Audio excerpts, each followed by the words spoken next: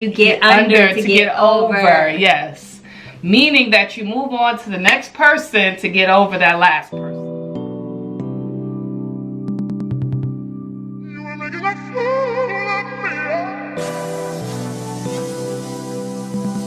Hey guys. Hey guys. So I know you guys have been waiting for the advice video that Jamila promised you guys. So we did get a lot of responses. So what I did was I took like the bulk of the issues because a lot of you all had the same type of advice. So what we did, we just, instead of going through everyone, we read everybody's submission, but instead of going through everybody's like each email and all that, because they all had the same similar theme. So Queen had a really good idea of just lumping them, not lumping them together, but just talking advice as themes. So yeah, so you know, everyone's advice should fit into the category. So the first thing that we're going to talk about is trust. After your partner has cheated on you. Which was a great percentage of the emails that we received. And of course, as you know, although Jamila and I wasn't in a committed relationship. No, I was. Excuse me. So we're kind of, we can give you advice on this based off firsthand. And some people asked me in our, what was the name of that video that we recently did? We broke up? Yeah, we broke up, but she took me back video. A lot of people asked in that video specifically, how did I learn how to trust the Queen again? And I've kind of touched on this before, that I think that once you make the decision that you want to be with someone, first you have to talk to yourself of if it's the right decision. Do you just want to be with them because you don't want to be alone, or because this is just familiar to you and you don't know how to do anything else? Because a lot of the times the worst part about breaking up is the routine of it. Because I remember when Sequina and I stopped talking when we were just dating at that time, who was I going to call after I got off work? Or just any time that I wanted to talk to someone or have some good news, I didn't have her to tell it to, and that will make everything so much more sad because I just didn't have that person I was in a routine with. But is it just about the routine? So for me, once you make the decision to forgive someone after they've cheated on you or broke your trust, really forgive them. You can't just bring it up every single time. Like if they tell you that they load the dishwasher, you can't be like, oh, you lied, just like you lied about being with Tina, you're lying about the dishwasher. No, you can't do that. So for me personally, sorry, in our instance, in our situation, I just didn't bring it up. And I gave myself a year to be fully over the situation. And I said in a year, if I haven't seen the changes that I need to see, if her actions haven't changed towards me or changed towards the people that I had issues with, then I would have to. Girl, you said yes to marry me in less than a year. No. After we got together, we made it official September. I proposed to you in June. Well, I took a year though. Well, what was I supposed to say during the proposal? No. But no, I did. I told myself in a year after that time. So you were still trying to... No, because let's get this together. I found out May of 2013. I asked you to be with me in September and we were engaged the next year. Yeah, but I said, no, I can still be with you. No, because for people, and Sequina brings up a point, just because you forgive someone doesn't mean you forget. No, we were together and I remember waking up looking at her wanting to put a knife to her throat. Even Capri said, what? Y'all heard that? No, but when you love someone, I think, but that's a good point, because you can love someone and want to be with someone but still be thoroughly and utterly pissed off at them. And trust is something that's easy to break but takes a long time to build. So I gave myself a year to build up that trust with her. I think that's totally valid. And it was me building up with myself and knowing what I deserved, and her proving it to me. So I think overall what she's trying to say, you just have to determine, you know, I was trying to loop it back to what you were originally saying with your reasonings for... Yeah, I think people don't give themselves time to develop that trust again. And another great point to take away is that if you do decide to be with this person again, it's not something that you have to keep bringing up. You don't need to be going through the phones, the emails. Like when you decide to trust someone again, you have to do that. Trust them again. Give them a clean slate, but don't forget. I mean, you made the decision to forgive, so it's not fair to put that person through the same thing you forgive them for already. And the person who needs forgiveness, because we had a lot of this as well, is that they cheated and they want to know what can they do to get their partner back.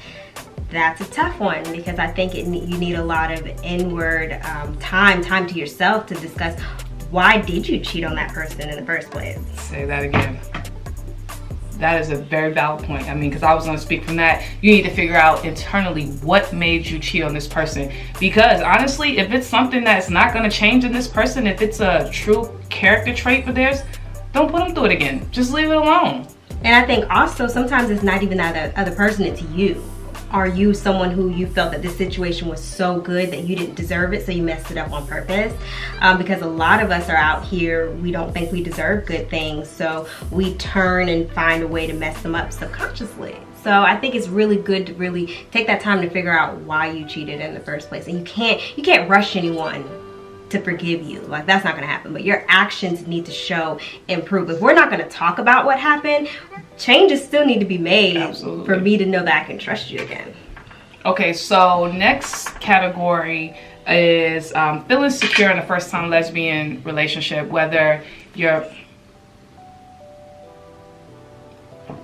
partner is bisexual, the feminist bisexual, and trying to come over to a lesbian relationship, or, you know, vice versa. There is a lot of security needed on the side of the masculine women who date bisexual women, because most of us know we cannot compete with a man, so there has to be some type of security inside yourself to handle these types of relationships. So, do you have ADD or something? Why do you think I have ADD? Do you want to go and talk about your feeling about this? Well, I think it's not having been someone who's, I don't want to say dabbled, but who has had a relationship with both a man and a woman. I do not prescribe myself as a bisexual. Okay. Yeah. So for me, I think it's not a competition. I think being in a relationship with a man and being in a relationship with a woman are two totally different things. And then personality, of course, goes into it too, but it's just two different. It's not something that I would compare. So I think that's something that a lot of masculine presenting women feel as though they either have to act like a man, or they have to be in a heteronormative relationship. There have to be some type of roles, and that's, for me personally, that doesn't work. A lot of women will make you feel like, because that's what they're used to, that they do want you to play that role. And I think that's the same thing, is that, are you ready to be in a relationship with a woman? Because a lot of women like to dibble and dabble with other women, but they don't want to be in a relationship. And I think having a sexual relationship versus a real life adult relationship are two different things. Because once you start living together and paying bills together, you realize that some of those roles don't always fit into your relationship. So ultimately, the best way to feel secure is, for one, is to determine your level of security that you have with this person overall. Outside of the whole, this is their first lesbian relationship, do you trust this person? Is this person someone that, you know, you can see yourself with? And from there, I think those are the key parts, because I think ultimately, since I've been in this situation, there is always going to be something in your back of your mind that's going to wonder if you are enough for them. Especially when it comes down to having kids and things like that, things that they may have not thought about. So those things, you know, that you may not be able to provide, or it's not the route that they have been thinking they were going to go on their whole life. So I think it kind of just depends on the person, because it is both up to you to feel secure and for that other person to make you feel secure that this is where they want to be, this is where they're putting forth all their effort, and this is the relationship that they want.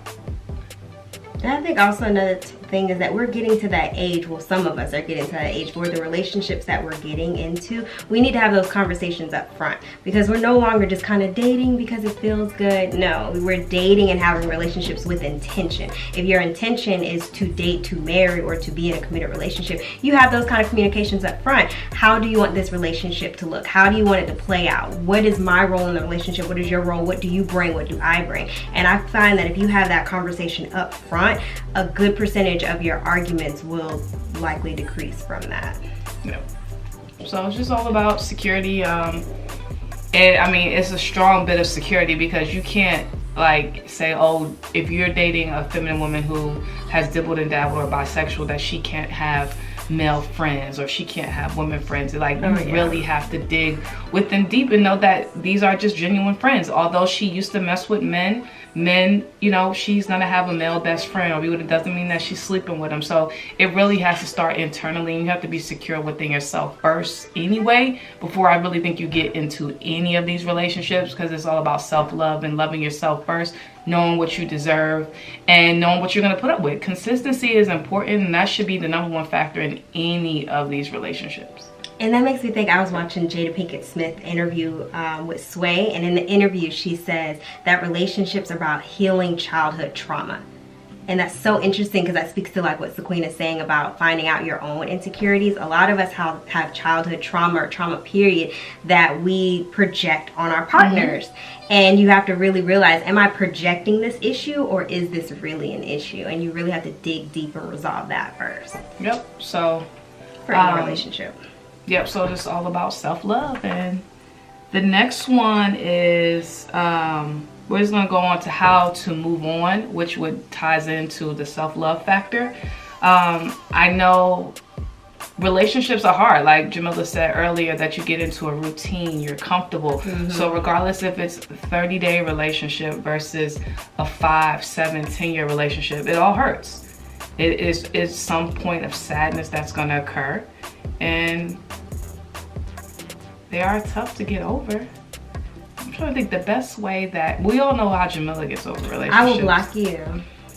You cannot call my phone. You cannot look at my social media. You don't need to show up at my house. That's the best way, because every time my phone rings, a part of me is going to hope that it's you. But if I block you, then I take that whole part of it out.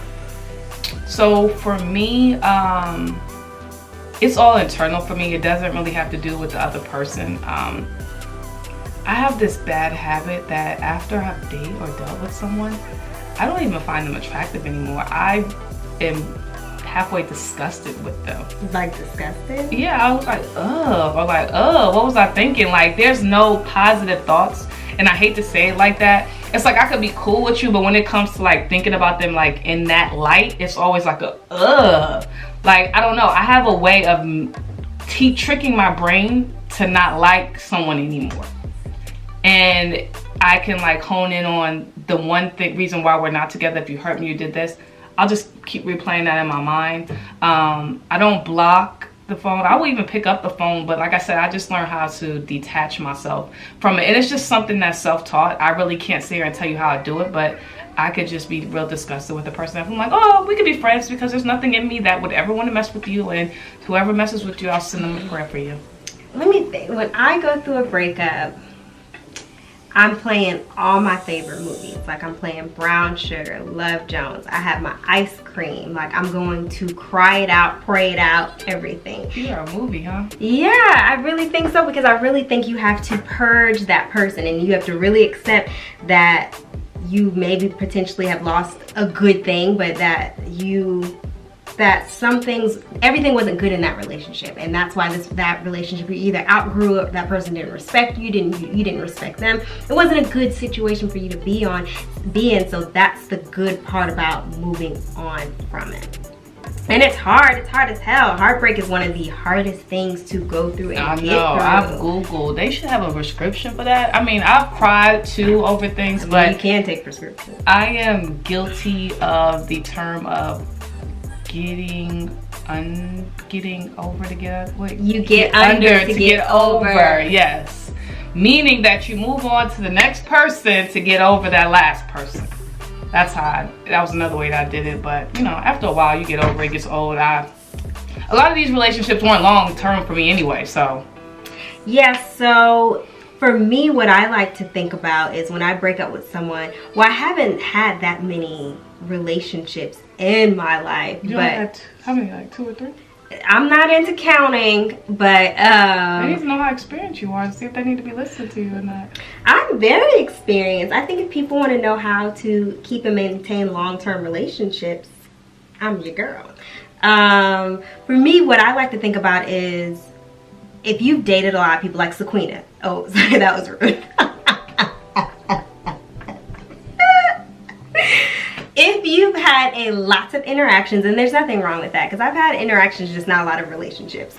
There's a common thread between every person that you've dated. And I know for me personally, I can remember, I can have an argument with Sequina and think about, okay, 16, 17, 18, I had the same argument with that person. So this situation isn't them, it's me, and I need to take care of that with me. If you think the common denominator, if you think about every single person that you've dated, all the arguments you've had, all the reasons why you've broken up, what's the common denominator? What's the theme in that? And you need to resolve that. So if you find yourself dating a lot of people in a short amount of time, it might be you. And that's okay. And it all goes back to taking some time to yourself, figure out yourself, figure what all your insecurities are, and figure out how you can build them up. No one should be responsible for building up your insecurities or getting you out of them. You have to take care of yourself. Those insecurities have to be resolved within yourself. Oh, and that makes me think about Sequina, because when I first met her, she was getting over a breakup, and I remember just thinking, I just want to make her happy. I just want to make her happy, but it was nothing that I could do to make her happy, because she had to make her own self happy first. Exactly. So we've talked about this a couple times. For a year, we just were not on the same page because we did not know how to communicate that to one another, and we both had to resolve our own stuff. So it's just patience. Don't think that there's a timeline on getting over someone. You know, however long it takes you to get over them, take that time out. If there's someone else waiting around for you, they're just gonna have to wait. Or, you know, timing is everything. If it's meant to be, it's meant to be. But definitely, I would suggest taking your time out. And you know, people always, it was always something that we always hear too, is like, where's a good place to meet people? Like after you've taken your time, because people typically say the amount of time you've been in a relationship, you should wait half of that to get into another relationship. So if you're in a relationship with someone for 5 years, wait like 2.5 years before you date again or whatever. But I think when I think of places to meet people, I think of going to the bookstore. I think that you should go to, especially if you're LGBT, go to those places that are friendly. First of all, get a good group of friends that you can go out with that's going to go to restaurants with you. Like I know in Atlanta, they have Daiquiri Factory, which is catered to the LGBT. You have places on Juniper. We have a lot of festivals, a lot of things like that you can just get out and get active. I know MSR has things outside of clubs. They have comedy. They have speed dating. They're just a unique way. And of course, although I've never got into like dating online and stuff like that, I think that that is one of the biggest forms of meeting people nowadays. So just if you're not active on social media, or if you are kind of skeptical about online dating, I would suggest maybe getting out more. But if you're into online dating, set up some profiles. What do you have to lose? I mean, just be aware. Be smart about it. When you meet up with people, have a little friend meet at that little coffee shop with you if you don't feel too secure. So there's just a lot of ways. We're in 2017. I mean, till this day, I think we all proven that we're not gonna get a ring at the doorbell saying, hey, I'm your soulmate. I've been waiting for you all my life. You kind of got to do the work. Oh yeah, you definitely do. All right, so the last topic is my favorite topic. I'm coming out. I want the world to know. So how to come out to your parents. My first advice, well, let's first talk about age. If you still live under your parents' roof, if they are still your providers, if they are paying for any of your bills, insurance included, you may want to wait. Just if you think that they're not going to be supportive. Right, and I don't want you to be out on the street looking for a place to live. If you kind of already know how your parents feel about the issue. If you kind of feel like maybe they're either real religious or they are absolutely homophobic or whatever, I would just definitely wait. I mean, there's still a way to live in your truth. You can still be true for who you are. You don't have to front by bringing a man around or anything. It's just that something that you're not going to put in their face, because right now they're taken care of. So I would say that if your parents don't seem to be that type and you just kind of don't know how to say it, I think it's all based on your parents. Like Jamila, she just brought me around her family, and I was kind of like, hey, this is who it is. Hey. In some cases, everyone doesn't mess or is not in a relationship with a masculine presenting woman, so that wouldn't necessarily work. I think that it just depends. You could just have a conversation like, hey, mom, dad, I'm really into someone I'm dating. It's getting serious. I want you to meet him. And you kind of can, for shits and giggles, bring them over and let them see it's a woman and see how they react. Or you could kind of tell them before they come. Or I think having brought Sequina around without telling people, seeing the fallout of that, it's pros and cons, but you just really have to get a feel for your people, and what route will best go with them. I think your friends are the easiest to come out to if you're having trouble with your friends, because they should be your support system outside of your family, and you kind of only want to rock with people where you can be yourself, because I mean, your friends are your getaway, they're your escape to life. So honestly, just straight up, just let them know what type of life you live in, and if they can't deal with it, those aren't the people you need anyway. And for some people who are maybe more find themselves bisexual, or they're just trying it out, or they just are attracted to that one woman or one man, and it's never happened to them before, that's something. Your sexuality and who you are with is extremely personal to you. There is no rush, there's no time frame, there's no like good gay, bad gay, there's no route to do this, no right way, wrong way.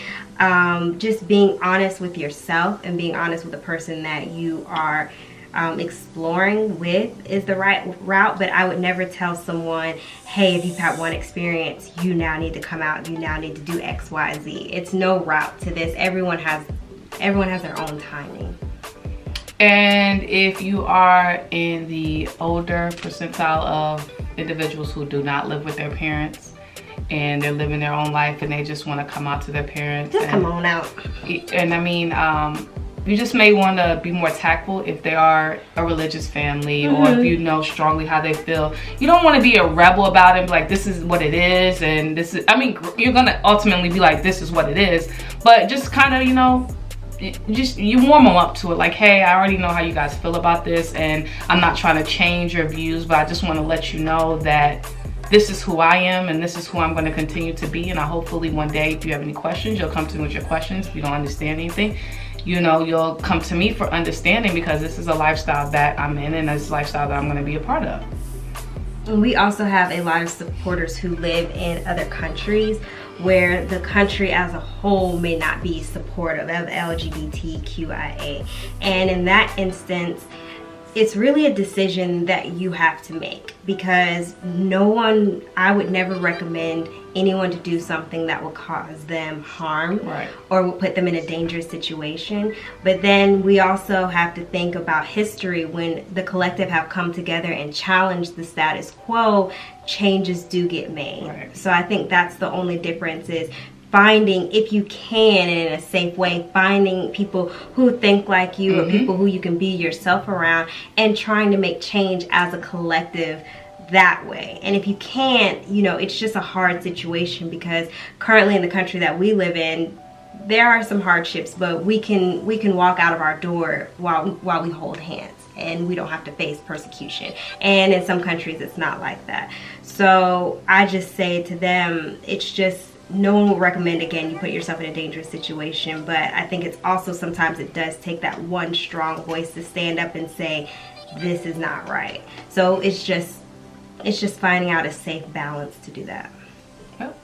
So I hope you guys enjoyed the quick little advice session. I enjoyed it. Didn't want to make it too lengthy or too boring. I definitely appreciate you guys sending over the advice. Appreciate you guys' support. If you guys can see, I'm rocking my Her Mrs. hat. by the Johnsons. I will put the link in the description so you guys can definitely go ahead and support. Other than that, later. See you later.